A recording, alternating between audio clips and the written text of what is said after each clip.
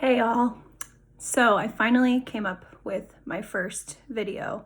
I know I had posted like last week on Facebook that I was going to start making hopefully a weekly vlog or whatever. And this is something new, so feel free to give me any pointers and any ideas or tips or whatever. So it is the night before I go back to work tomorrow, and I am not gonna lie, I'm a little upset, not about having to return to work, but about this topic that I'm going to discuss, because it is a hard thing to swallow, but it is something that we're all guilty of, and there's a reason why I'm wearing the shirt that I'm wearing. And I was pretty upset, and I had to calm down, showered, got everything ready that I need for tomorrow, so bear with me. Because it's going to be more of a, not a venting or a ranting session, but it might come off that way, and I don't mean for it to, but it's just something I want to get off my chest, and I figured may as well start with something of this nature. It's a new year, and why not? So here we go. You know the saying, sticks and stones may break my bones, but words will never hurt me. I've come to realize as of lately, and my entire life really, that there are always going to be people who talk about you. Whether it's good things, it's bad things, crazy things, whatever people hear, that's what they talk about.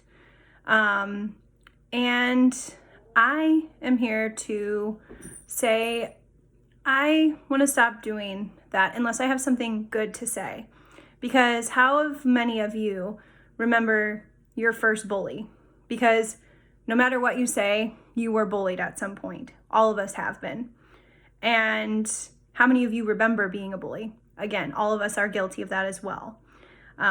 It's just how we've grown up in society, and maybe you didn't see yourself as a bully, but if you've said something negative about a person, whether it was to their face or behind their back, unfortunately you are a bully. And I am guilty of that. And I want to work on not being a bully to anyone anymore, even at 31 years old. So the first time that I remember getting bullied, I was 9 years old, and I was on the school bus, and there was a kid, and we'll just say the name was N, and N was making fun of me because I was a little chubby. So N kept calling me fat, to the point that it was such horrible harassment in third grade, because I was 9 years old, that my mom had to go to my principal at the time and file a complaint because of the fact that it was having such a hard thing on me. You know, I can't think of the word right now, but it was so hard to go through that.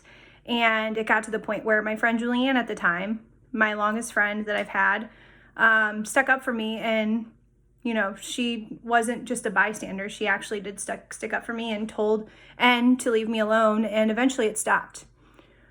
But the whole point is that was when I was 9 years old, and I am now 31.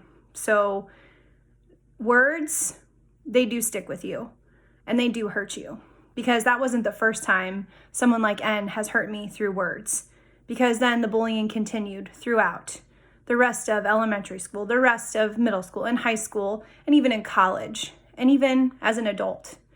And again, it makes me a hypocrite at the same time, because I'm guilty of it as well. I am guilty about talking about people, and I also say negative things too when I'm upset. You know, with the little bit of psychology degree that I have with my teaching, we do it when we're mad, we do it when we're upset, we do it when we're sad, we do it when we're unhappy with ourselves, or we do it when we're happy for someone. We do it when we're jealous of someone. The issues go on and on.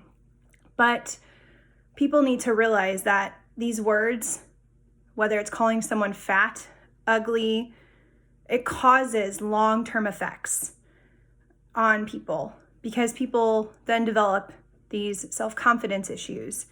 They become very conscientious of, oh my God, if I don't wear this, am I skinny enough? They've developed eating disorders, become suicidal. It has trauma, PTSD, you name it.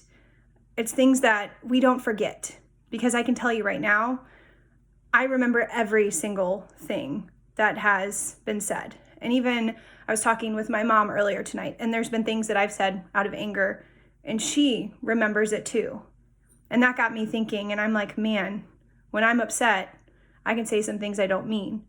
And yeah, I can apologize for it, but you can never take back what you said. And people remember these things, and they have a long-term effect, as I was saying. So my challenge to you and myself, because I am a teacher, and I am supposed to be there for my students and encourage them to fill each other's hearts with kind words and be loving to each other, be caring, be respectful.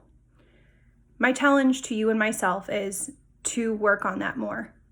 If, again, as the old saying goes, if you don't have anything nice to say, don't say anything at all. And I definitely need to work on that, because with recent events in my life, I have definitely been very upset at times. I've said some very negative things that I'm sure were untrue, but things that came out in emotions because I was just so in the moment and so angry. But I'm going to start working on being a better person and boasting about people, celebrating people, because people need to hear more about the good things and celebrating one another and bringing each other up. Because I guarantee the second one person starts to do that, I hope we can start a movement, and it'll stop with the eating disorders. It'll stop with the trauma. It'll stop the PTSD. It'll stop the suicides. Because one person can't make a difference, but they can start it. And I challenge you to start celebrating everyone around you. So I'm going to end on this note, and I have no idea what my second video is going to be. But at the end of every video, I want to celebrate someone I know and someone I love.